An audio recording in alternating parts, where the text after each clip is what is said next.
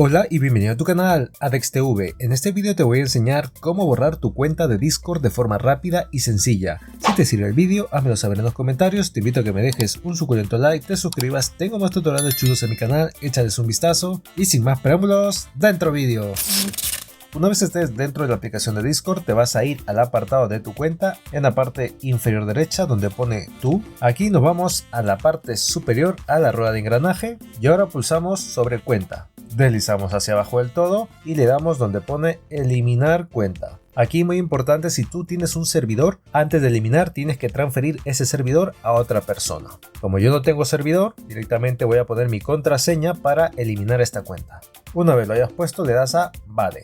Y así de fácil y rápido habrás eliminado tu cuenta en Discord. Si te ha servido, házmelo saber en los comentarios, te invito a que me dejes un suculento like, te suscribas, lo compartas con tus amigos porque la información se comparte y conmigo será hasta el próximo vídeo. Goodbye.